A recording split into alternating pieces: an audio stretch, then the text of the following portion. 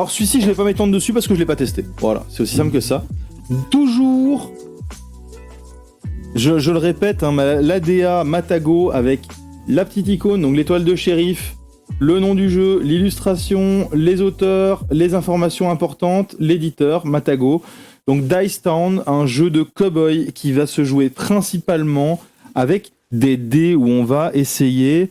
en fait, c'est un jeu, il me semble, de pari où on va essayer de récupérer ce qui nous intéresse au saloon, à la banque, etc. etc. Mais j'y ai pas joué. Le jeu... tu l'aimes bien, Dice Town, Tom ? Moi, j'avoue que je l'ai pas testé et qui m'attire pas plus que ça. Parce que j'ai autre chose ici de vachement cool que je vais présenter un peu après. Je vais le présenter maintenant, tiens. Voilà. Pour les jeux de cow-boy, chez Matago, donc toujours édité par Matago évidemment, Western Legends. Alors, Western Legends, c'est un jeu bac à sable. J'ai découvert ce jeu par hasard, complètement par hasard. Donc en Belgique, il y a quelques boutiques qui sont incontournables pour le jeu de société. Je crois que la boutique la plus connue en Belgique, c'est les jeux de Nîmes qui se trouvent à Enghien. Mais à Bruxelles, on a Dédale. Il y a 2 boutiques Dédale à Bruxelles. Et je suis tombé sur ce jeu, il était moins 70%, moins 70%, pardon. Moins 70%. C'est à l'époque où j'avais pas encore mon e-shop, parce qu'aujourd'hui, évidemment, je fournis mes jeux via des fournisseurs. Quoique même ici, l'extension, je l'ai carrément kickstarté. Mais donc, Colossal Games, porté en France par Matago. Colossal Games, donc moi j'ai l'extension en anglais du coup parce que je l'ai kickstarté directement. Ah non, je l'ai en français. Non, je l'ai en français. Et c'est par Matago. Oui. Et donc en fait c'est un jeu bac à sable. C'est un type de jeu très particulier qui existe très peu en jeu de société, mais qui existe, qui est grandement exploité en jeu vidéo. Qu'est-ce qu'un jeu bac à sable ? Alors il y a beaucoup de gens qui font l'amalgame, un pote notamment qui l'a fait il y a pas longtemps, entre jeu bac à sable et open world. Open world, c'est un monde ouvert. Ça veut pas dire que c'est bac à sable. Un monde ouvert, ça veut dire que on va pouvoir se balader un petit peu partout, qu'il y a pas de... c'est pas un couloir où on va devoir suivre une progression précise sur une map, ou alors des maps bien en jeu vidéo par exemple, des maps en fait qui vont être, ce sont des zones avec des temps de chargement qui vont nous permettre d'aller d'une zone à l'autre. Non, un open world, c'est une énorme map sur laquelle on va pouvoir faire un peu tout ce qu'on... se balader un peu partout. Mais un open world ne veut pas dire que c'est un jeu bac à sable, parce qu'un open world peut très bien être extrêmement scénarisé. Un bac à sable, ça va être notamment par exemple un jeu comme Minecraft, où on nous fout dans un univers et on fait ce qu'on veut. GTA, dans sa version online, est un jeu bac à sable. Et Western Legends est un des rares jeux bac à sable en jeu de société. Merci Matago, parce que qu'est-ce que je me suis marré autour de ce jeu. Alors, Western Legends. Donc de nouveau, l'édition Matago, toujours incroyable, les illustrations, toujours très chouettes. Hop. Alors, à nouveau, le plateau, je sais pas si je vais pouvoir le montrer en entier, parce que c'est de nouveau un plateau énorme. Ah ça va, ça passe.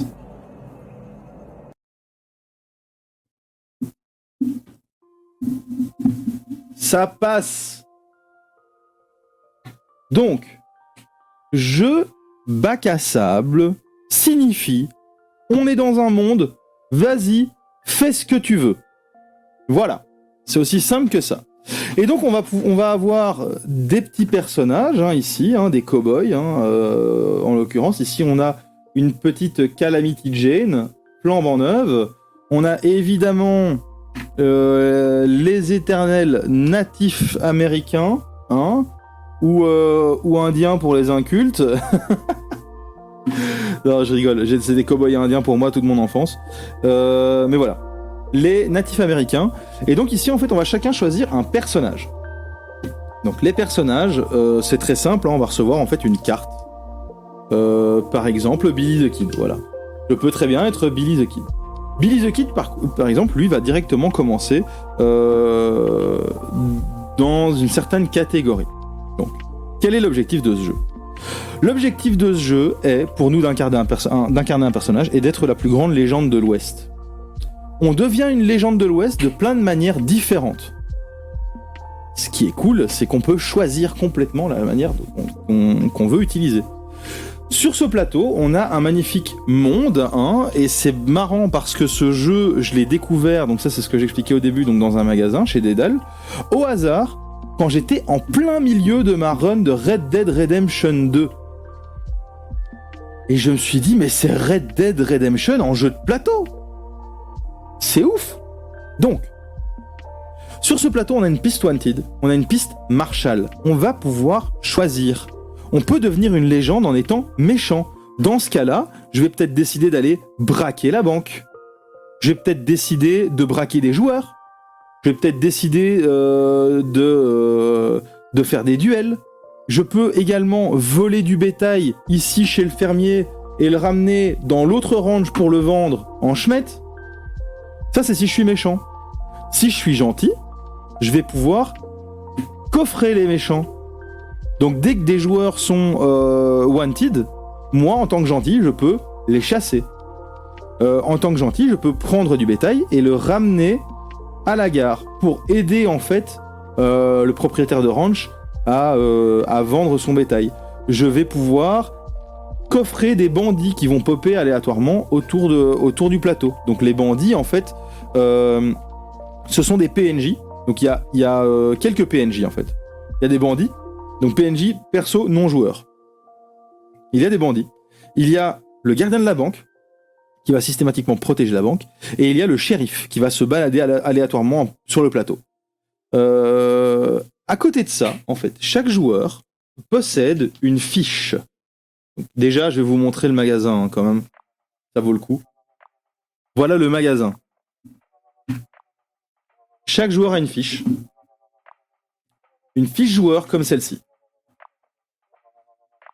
Voilà, avec son personnage qu'on va mettre ici, et là, une arme, une monture, des objets dans sa petite sacoche et de la thune dans son portefeuille. Donc moi, par exemple, je peux très bien avoir récolté des dolls pendant mon périple en braquant la banque ou quoi que ce soit, et alors j'aurai des billets ici dans mon portefeuille. Évidemment, si un joueur qui joue hors la loi veut me braquer, il peut me piquer ma thune. J'ai également la possibilité de prospecter dans une mine pendant mon périple et donc de récupérer des pépites d'or.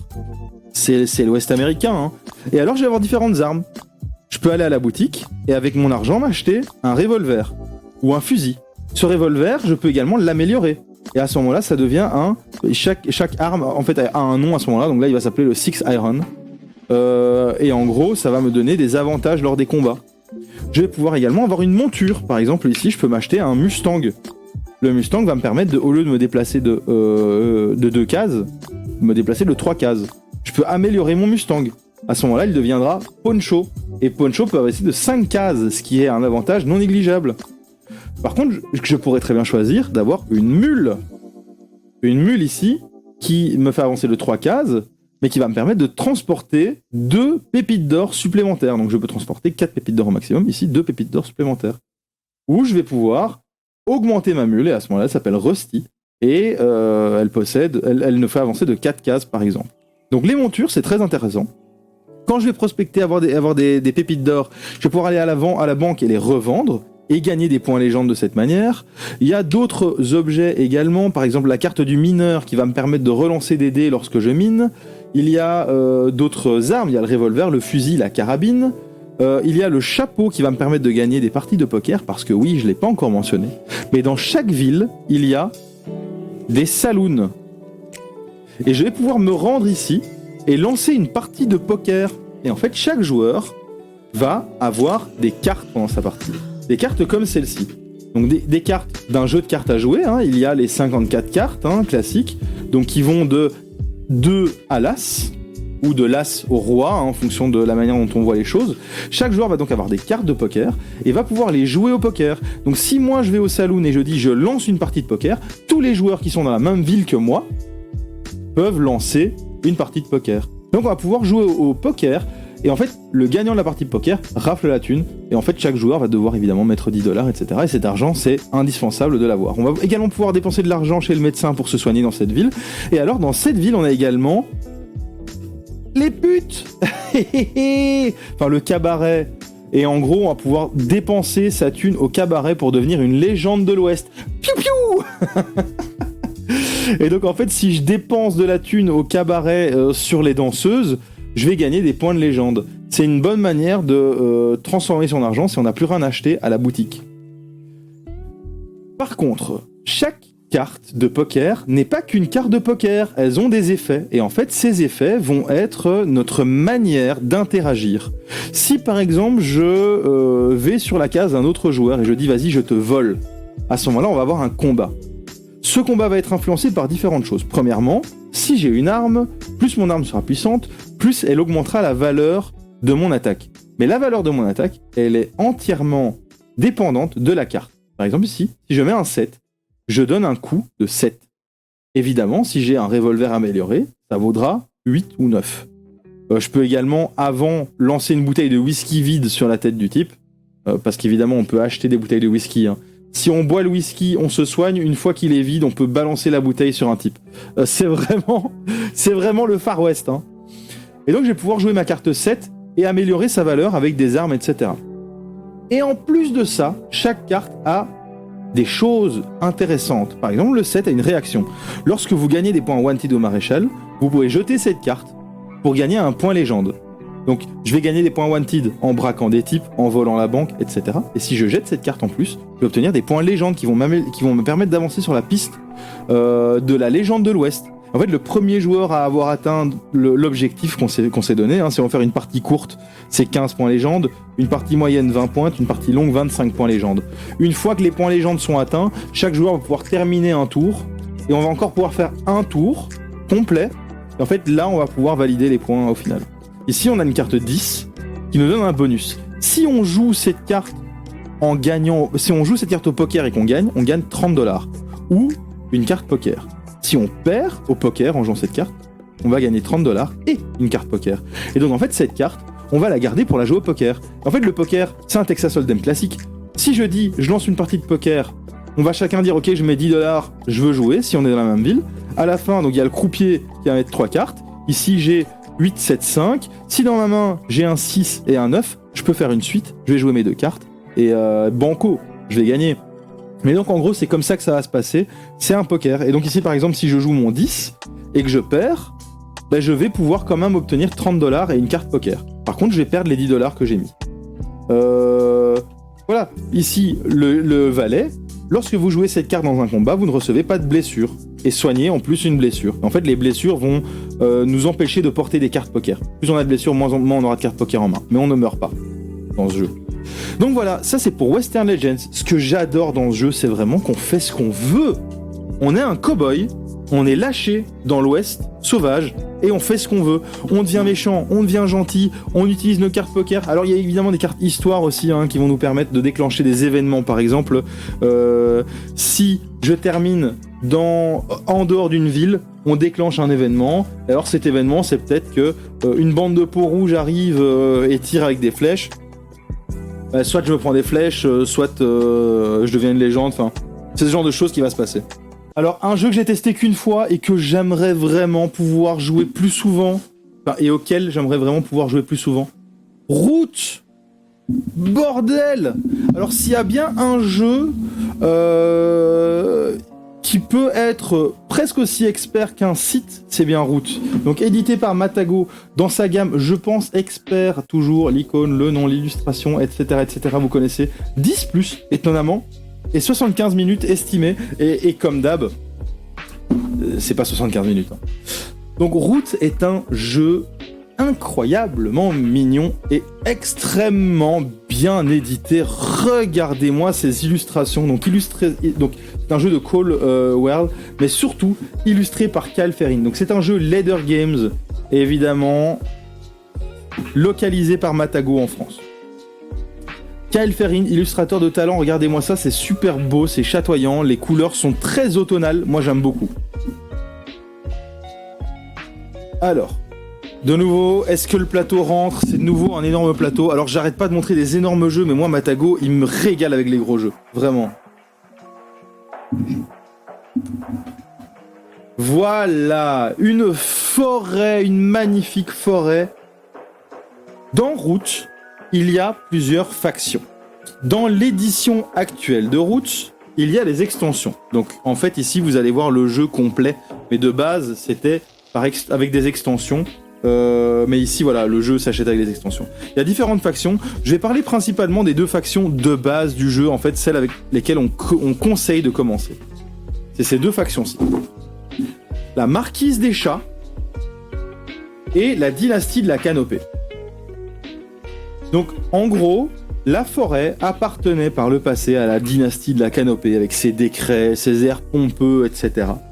Et en fait, la Marquise des Chats est ensuite arrivée et a littéralement envahi la forêt et industrialise le plus possible. Le but de la Marquise des Chats est d'exploiter au max cette forêt.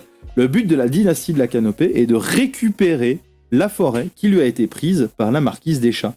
Dans l'édition, ce que je trouve très cool, c'est que déjà le jeu, il est magnifique. Et alors ça c'est quoi ça ? Ah, ça c'est la Marquise des Chats. Les meeples sont super chouettes, donc en plus d'avoir un jeu très beau, on a un peu comme avec Sith par exemple, des meeples très très chouettes. Voilà ici, les petits chats. Et donc en fait en fonction de sa faction, on va avoir plus ou moins de soldats à placer. La Marquise des Chats, donc son but va être d'exploiter la ferme, donc de poser des scieries, des ateliers, de poser des trucs de recrutement pour avoir le plus possible de soldats, de ressources. Et donc c'est vraiment de l'exploitation de la forêt. Chaque faction se joue très différemment. D'ailleurs, chaque faction a des tours de jeu très différents. Les tours de jeu se divisent en 3 pour toutes les factions. Donc il y a l'aurore, le jour, le crépuscule. La nuit, personne ne fait rien, on pieute. Voilà. Comme ça devrait être. Sauf s'il y avait des hiboux. Ah, ce serait cool ça. Je sais pas s'ils y ont pensé à mettre des animaux nocturnes. Des renards par exemple. Mais donc, on le voit ici, hein. Là, ça c'est un tour de jeu de la Marquise des Chats, où on a à l'aurore un petit truc, au jour, plein de possibilités avec des actions différentes, et au crépuscule, la fermeture du tour, hein, classique. Alors que dans le décret, ici, chez la Dynastie de la Canopée, on a un tour d'aurore un peu plus complet, un jour qui est plus court, et un crépuscule qui possède également un petit peu plus d'action. Chaque faction va être extrêmement différente. Le but de la canopée, donc la canopée pareil, hein, des petits meeples oiseaux très chouettes. Et en fait le but de la canopée va être de placer des perchoirs un peu partout. Et donc, plus on placera de perchoirs, plus on gagnera de points de victoire. Le but est d'avoir 30 points de victoire, le premier qui arrive aux 30 points de victoire à gagner. Donc la Marquise des Chats va marquer des points de victoire en exploitant les ressources, la canopée en s'étendant et en construisant des perchoirs. Nous avons également le vagabond qui lui en fait va gagner la partie en aidant les autres factions. Donc il va intervenir comme bon lui semble. Aider une faction en lui donnant un objet, il va pouvoir se balader, c'est le seul qui va pouvoir se balader dans les bois. Donc dans les parties feuillues ici, avec les arbres. Donc le vagabond a une manière de jouer qui est très différente. Alors ceux que je ne connais pas du tout, c'est ici la Compagnie de la Rivière et le Culte des Lézards, qui sont des extensions, mais qui sont comprises dans le jeu de base. Il y a également la Marquise Mécanique dans l'extension. Donc la Marquise Mécanique est un automate pour jouer en solo. Donc il y a un mode de jeu solo à Root. Le jeu existe aussi en digital, hein. C'est un jeu qui a été pour lequel ils ont créé une application. Et il y a l'Alliance de la Forêt qui est l'une des 3 factions de base. Donc en fait les 4 factions de base, c'est la Marquise des Chats, la Canopée, le Vagabond, que j'ai déjà mentionné, et l'Alliance de la Forêt. Le but de l'Alliance de la Forêt est de faire en sorte que tout le monde soit sympa avec tout le monde. Donc ils vont essayer de créer de la sympathie auprès des autres factions. De nouveau une manière très très différente de jouer. Très différente. Donc en fait ce qui va se passer c'est qu'on va récupérer des cartes et on va les jouer au moment opportun. On va pouvoir aussi se déplacer et essayer de prendre différentes clairières de récupérer des objets, etc., etc. Il y a plein de choses à faire. Dans l'édition, je trouve le jeu incroyable. Ce que j'aime bien aussi, alors c'est con, hein, mais ce sont des dés. Ce sont des 12 faces. 12, hein. 5, 6, ouais, 12. 12 faces. Salut Fredos. 12 faces, alors que ça va que de 0 à 3, hein, donc c'est chill. Mais 12 faces, c'est plus agréable à lancer, c'est tellement chouette. Voilà. Donc ça, c'est pour Route. Moi, je trouve que le jeu, il est trop cool. Et j'aimerais bien, d'ailleurs, Fredos, tu es le bienvenu pour venir tester le jeu, un de ces 4. Je veux le tester à 3 ou 4, ce jeu. Donc ici, on a aussi la version hivernale, que j'ai pas encore pu tester non plus. Une autre version du plateau. Donc le jeu Roots, il est magnifique. C'est encore une grosse réussite de Matago dans l'édition. Alors, de nouveau ici, je ne sais pas si le jeu... Je pense que le jeu originel doit ressembler à ça. Hein. Donc, c'est plus un travail incroyable de chez Leather Games. Mais merci Matago pour la localisation en français. Hein. Ce jeu, il est trop beau. Ce jeu est trop beau et il est presque aussi complet que Sith, quoi. Moi, j'adore. J'adore.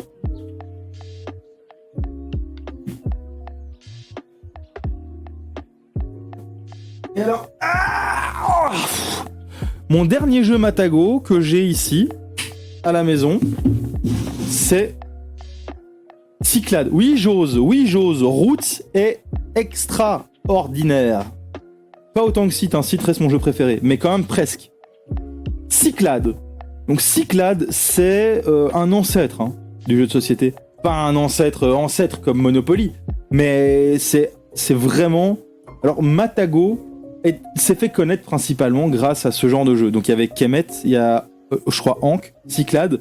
Voilà, en fait, cette tranche est très reconnaissable grâce à ces jeux-là, et notamment Sith aussi. Donc ce sont les jeux qui ont encore la tranche grise, alors que maintenant on voit qu'il y a un code couleur avec les tranches turquoises, vertes, bleues, en fonction. Et donc Cyclades, toujours le petit logo, le nom, l'illustration, le nom de l'auteur et de l'illustrateur, les informations indispensables, 14 plus 45 minutes, lit l'éditeur. Cyclades est un jeu qui a mis des bases qui ont vraiment marqué le jeu de société. Parce qu'au final, si on prend par exemple un jeu comme Nidavellir, par exemple, il y a des mécaniques qui sont plutôt similaires. Cyclades a mis en place vraiment de grosses bases qui ont été fort exploitées également par le jeu Le Trône de Fer. Le Trône de Fer que je recommande à mort. Il est super chouette. N'est-ce pas, Fredos ? Et donc, Cyclades. Alors, est-ce que je peux déployer ce plateau ? On a à nouveau un plateau énorme. Que des plateaux énormes. Là, j'ai fini vraiment par les gros jeux.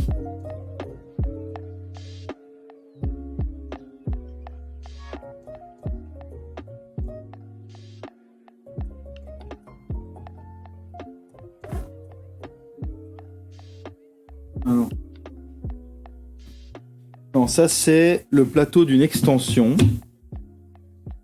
6 ou 7 heures de jeu pour le Trône de Fer, ouais, c'est plus ou moins ça. Hein. En tout cas, moi je recommande à mort, parce que j'ai Risk Game of Thrones aussi ici. Je recommande à mort le Trône de Fer. Bien plus que Risk Game of Thrones. Parce que le Trône de Fer retire... alors, je sais que Tom, tu aimes les dés. Mais dans Risk, je trouve ça pénible, les dés, il y en a trop, ça prend une plombe. Et donc, au moins, dans Trône de Fer, on retire cette partie-là. Et donc ici, pour Cyclades, on a un plateau en 2 parties, ce qui va nous permettre de pouvoir moduler en fonction du nombre de joueurs. Donc, par exemple, je vais mettre... attends... Ouais. Ça, par exemple, pour jouer à 5. Donc, Cyclades, ça date... Oui, c'est ce que je dis, c'est un ancêtre du jeu de société, hein, au final. C'est le dernier jeu Matago que j'ai ici dans ma ludothèque que j'ai pas encore présenté. Et donc, Cyclades, c'est l'occasion de le présenter aux gens qui connaissent pas d'ailleurs, parce que c'est la base, Cyclades. Il y a plein d'îles. Et nous, on incarne un peuple de la Grèce antique. Hop. Donc, ouais, là le problème c'est que j'ai plein d'extensions, du coup c'est le bordel. Donc en fait, on va chacun avoir son petit auvent, évidemment, pour cacher ces petites informations aux yeux du reste du monde. Ça, c'est dans l'extension, donc j'ai même pas encore beaucoup exploité ces auvents, mais celui-là, voilà. Où on a ici un résumé de ce qui se passe. Il y a beaucoup, hein. Je pense que les créateurs de jeux ont aussi beaucoup appris de ce type de jeu où en fait les règles... il y avait beaucoup de blabla pour pas grand-chose au final. Les règles, elles tiennent dans... Elles pourraient tenir dans le creux de la main, hein, pour Cyclades. Alors, donc chaque joueur possède une armée. Une armée... paf. Voilà, ici les Spartiates, par exemple. Chaque joueur va posséder une armée, donc... Merde, c'est pas les Spartiates. Si, c'est les Spartiates, pourquoi il y a des géants? Oh, mais ça, c'est dans l'extension. Mais qu'est-ce que je fous? J'ai mélangé extension et tout, bon, soit. Chaque joueur... donc ah, mais c'est même pas les Spartiates, ça. Bon, c'est pas grave. Chaque joueur va avoir une armée composée d'une flotte de vaisseaux de guerre et de fantassins à pied. Voilà.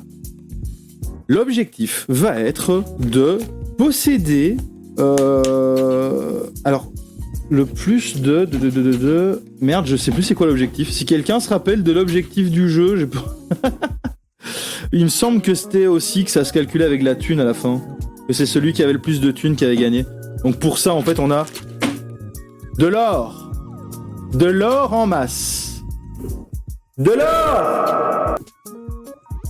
Plein d'or. Mais je pense que c'était ça. L'objectif, c'est avoir de la thune. Et donc pour ça, on va avoir les armées qui vont être dispatchées sur différentes îles. Et le fait est que si on relie une île avec des bateaux, on va pouvoir passer les fantassins d'une île vers une autre. Si par exemple j'ai des fantassins sur cette île et que je veux prendre possession de cette île, il va falloir que je mette un bateau ici par exemple. Ça va me permettre de traverser. Si je veux aller de cette île à cette île-ci, il va me falloir 3 bateaux. Et donc on va placer ces bateaux de la manière la plus optimale possible, et on va aussi placer ces fantassins de la manière la plus optimale possible, pour notamment défendre son île. Alors, comment ça se passe? Dans un premier temps, on va devoir enchérir. Pour enchérir, on va dépenser de la thune. Et donc en fait, on va devoir enchérir sur des dieux. Alors les dieux... alors il y a les dieux de base du jeu, et puis il y a les dieux de l'extension. Donc là, il va falloir que de nouveau... je crois que ça, c'est les dieux. Donc de base, dans le jeu, on a Athéna, on a Zeus, donc ils sont en fait à chaque tour répartis aléatoirement, et en fonction du nombre de joueurs, il y en aura plus ou moins de visibles. Donc les extensions vont nous offrir Hadès et Chronos. Hadès et Chronos, c'est 2 extensions, l'extension Titan et l'extension Hadès. Donc ils sont pas dans le jeu de base. Donc de base, on va avoir ces différents dieux. Et en fonction de ce qu'on veut faire, on va enchérir. Et plus ça nous tient à cœur de réaliser de réaliser une action, plus on va devoir enchérir. Donc en fait ici, sachant que si on recrute des prêtres, en fait, ça va nous coûter moins cher. Donc, si par exemple j'ai deux prêtres, ça c'est considéré comme 2 pièces d'enchère, mais on va pas devoir les dépenser. Si par exemple je dis, je mets 4 pièces pour Athéna, qu'un autre joueur dit, moi je mets 5 pièces, je vais devoir bouger mon personnage sur un autre dieu.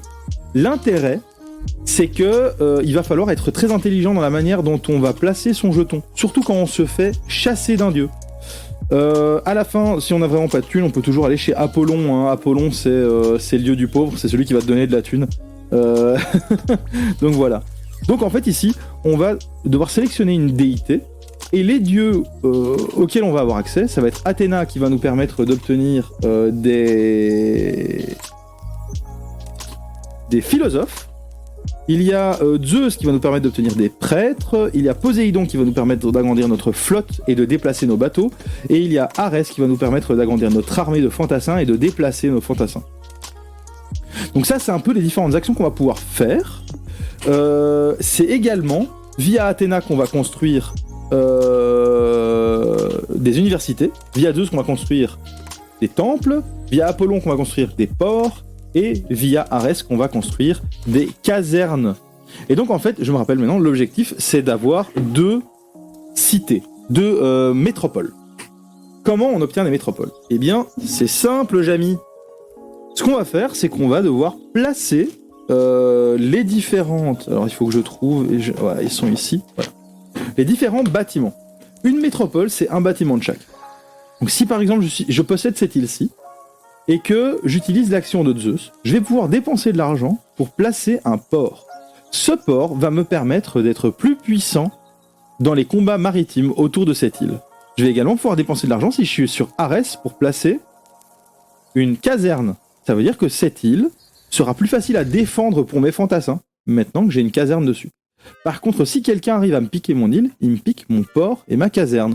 On va falloir comme ça être très intelligent dans la manière dont on va placer et défendre ces différents bâtiments. Si par exemple je possède une île avec une caserne, un temple, une île ici avec une caserne, un port, une île ici avec un temple, et qu'un adversaire a ici une université, ben, je peux tout simplement tenter de lui attaquer son île et de prendre possession de son île, et à ce moment-là cette université m'appartiendra.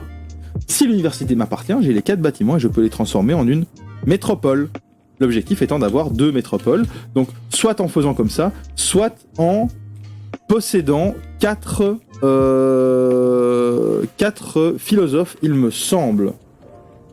Oui, c'est ça. 4 philosophes... Ah, ici, en fait, il y a le récap. 4 philosophes égale une métropole également. Donc les philosophes, c'est Athéna. Tac, tac, tac.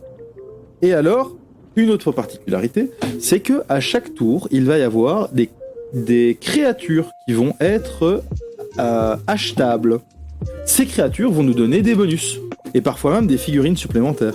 Alors là, de nouveau, il y a de l'extension, etc. Donc voilà. Elle, par exemple, je sais... Non, c'était dans l'extension, je pense... Ah voilà. Ici, par exemple, on a le satyre. Si j'achète le satyre... ouais, les parties sont assez rapides de Cyclades. Les parties sont assez rapides et elles peuvent même aller très très vite. En fonction des joueurs évidemment, ça peut aller très vite. Plus il y a de joueurs, plus ça va être long, comme d'hab. Olympos, non, j'avoue que je connais pas Olympos.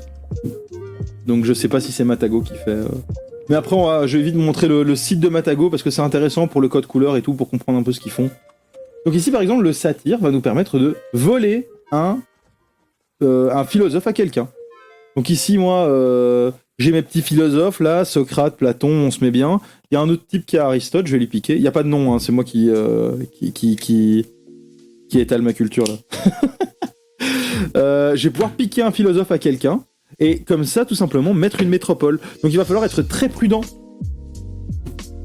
Mais donc, il y a plein de créatures qui sont intéressantes à obtenir, et alors, il y a des... figurines, créatures. Mais oui, bien sûr, des figurines. Et donc, par exemple, je pourrais très bien avoir le Kraken. Bon, le Kraken dans la mythologie gréco-romaine, il y a un problème, mais à l'aise. Enfin, probablement qu'il s'appelle pas le Kraken, enfin, j'espère. Mais en tout cas, avec le Kraken ici, je vais pouvoir détruire des flottes adverses. Je vais pouvoir également avoir le Minotaure sur mon île. Et en fait, avec le Minotaure vaut l'équivalent de 2 soldats. 2 soldats, c'est vraiment pas rien dans le jeu. Donc quand on défend une île avec le Minotaure, on est plutôt bien. Il y a également des géants, etc. qui vont pouvoir détruire des bâtiments pour nous. Il y a Méduse qui va pouvoir pétrifier des fantassins et les obliger à rester sur une île. Et il y a aussi un Cerbère dans l'extension, Hadès, etc., etc. Donc Cyclades, c'est vraiment un papy du jeu de société. Mais il est toujours pertinent, il est toujours cool. Et donc comme j'expliquais, s'il y a plein de mécaniques qui ont été utilisées. Et par exemple, mécanique que je trouve super cool, dans son utilisation sur le jeu Trône de Fer. Donc Trône de Fer... ce qu'il a... de quoi ça ouais, ce qu'il a, il me semble que c'est un serpent de mer, mais oui, il y a moyen. Ici, c'est une pieuvre, mais il me semble que dans la mythologie, c'est un serpent de mer ou un dragon. Mais ici, j'avoue que je connais pas le nom, mais ça doit être écrit dans une fiche. Il y a des fiches de partout en plus. Parce que oui, avec les extensions, il y a d'autres dieux, il y a des héros, il y a plein de choses. Sinon, c'est Kraken. Oh mon dieu! Il s'appelle Kraken ici. Il s'appelle Kraken. Mais non, les créatures de base, il y a Sirène, Pégase, Géant, Chimère, Cyclope, Sphinx, Sylph, Harpie, Griffon, les Grès, le Satyre, la Dryade, le Minotaure, Chiron, la Méduse, Polyphème et le Kraken.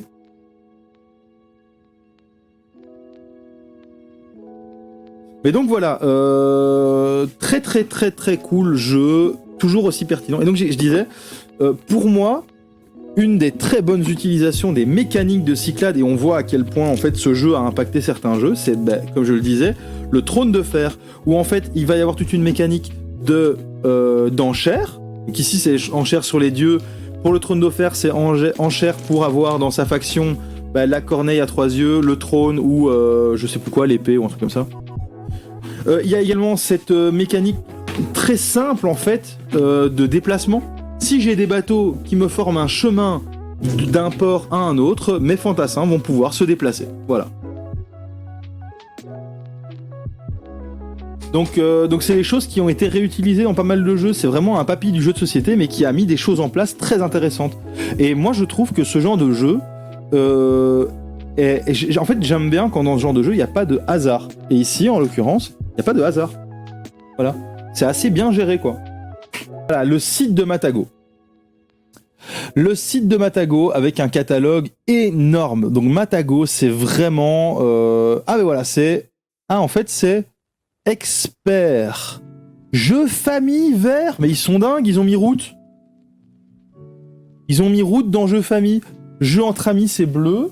Non. Jeux entre amis, Dice Town, il est classé jeux entre amis, par exemple.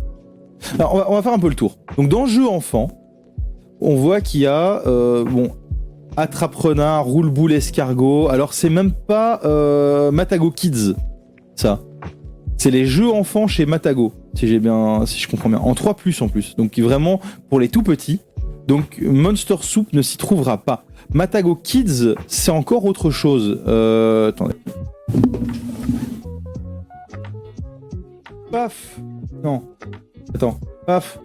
Paf. Ça va me permettre de parler d'un type de jeu. Aeon Send est un jeu de deck building. Aeon Send est le jeu de deck building en coopération.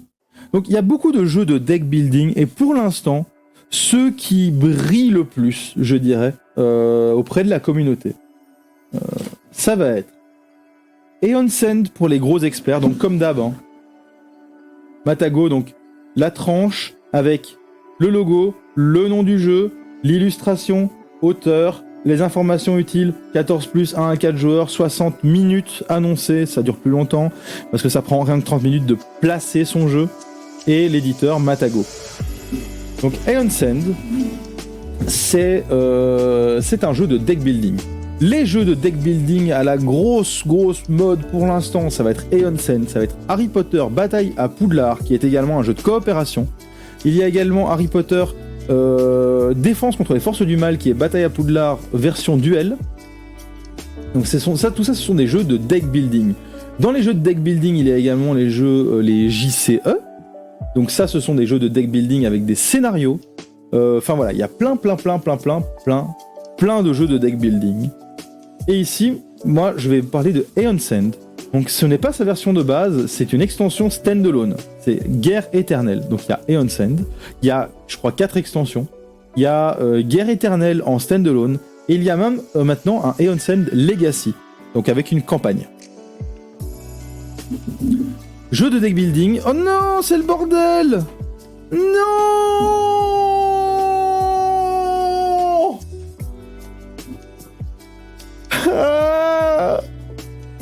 Ah non, non! Ça prend une plombe à ranger!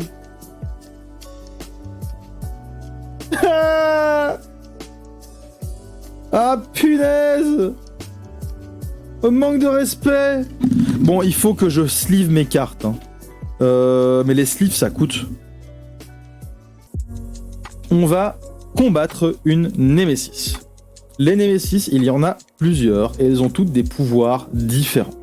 C'est donc un jeu de coopération et on va combattre la Némésis ensemble. Oh, c'est le bordel de partout. Il y a tout qui est capote. Il y a tout qui est capote. Alors, est-ce que j'ai une Némésis sous le bras? Oui. Par exemple, le Titan de l'ombre. Où il y a beaucoup de lectures. Hein. Et donc, ça, c'est une Némésis. Où on a ici une phase avec la mise en place, hein, ce qu'il faut savoir pour mettre en place la Némésis en cours. Et on a ses effets, lorsqu'il est déchaîné, etc., etc. Ensuite, chaque joueur va avoir des personnages. Ces personnages ressemblent à ceci. Et en fait, chaque personnage va avoir ici des failles. Ces failles vont lui permettre de lancer des sortilèges. L'objectif va donc être de lancer des sortilèges pour continuer constamment à vaincre les ennemis que la Némésis nous envoie. Donc il y a plein de petits monstres et tout. Voilà, ici par exemple, on a Fille du voile avec un nombre de points de vie, des effets, etc. On va essayer de vaincre ces ennemis en lançant des sorts, mais également à côté de ça, on va essayer d'utiliser nos ressources pour acheter des cartes, construire son deck, pour détruire des cartes quand elles sont plus utiles dans le deck, parce que le but c'est d'être optimal sur son deck. Et le but va être également de déverrouiller des failles pour pouvoir lancer plus de sorts. Chaque personnage a également des pouvoirs bien particuliers qui vont s'activer en dépensant des ressources. Voilà. Et donc c'est vraiment un jeu de deck building à proprement parler. On va construire son deck au fur et à mesure de la partie, parce qu'on va pouvoir acheter, ici par exemple, on a... alors, ils sont où? Des cristaux, paf. Donc en fait tout s'achète avec des cristaux. La ressource c'est des cristaux. J'essaie de trouver une carte.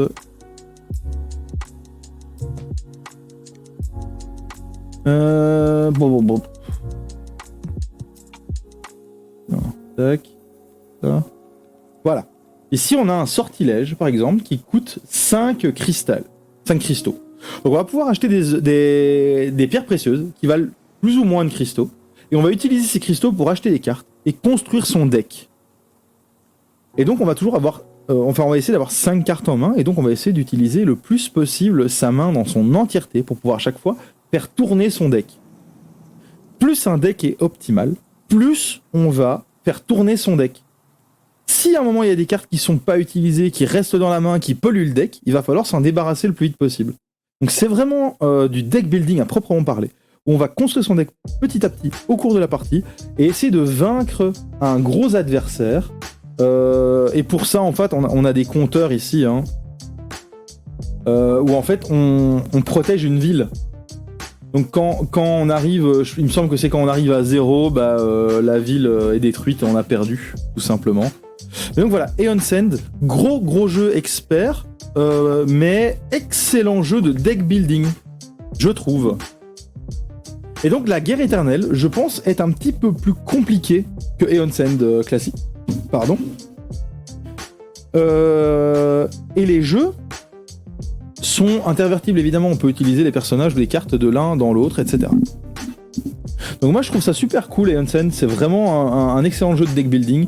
Et quitte à parler de deck building, je conseille évidemment les jeux de deck building Harry Potter Bataille à Poudlard, notamment. Qu'est-ce que j'ai d'autre là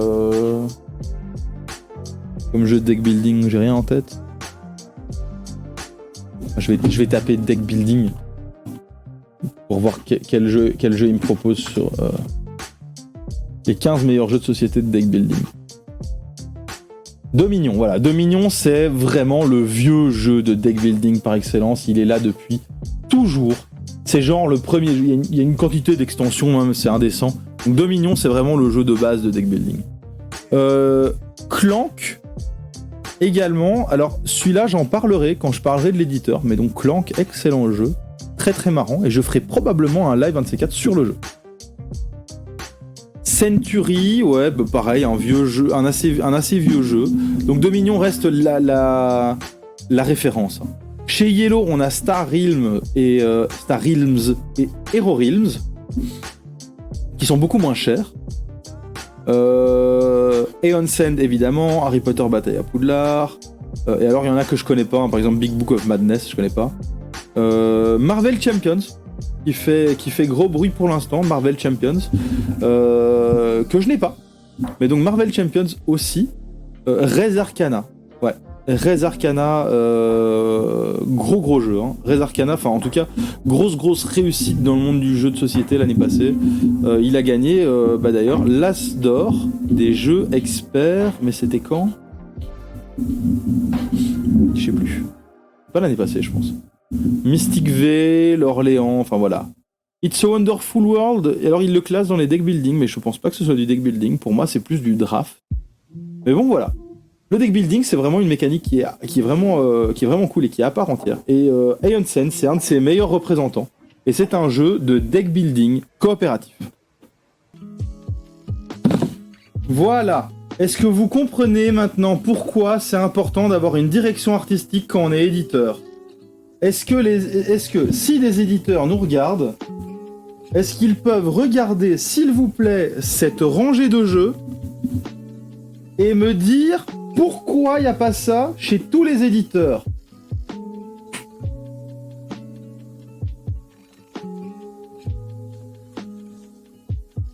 Pourquoi ?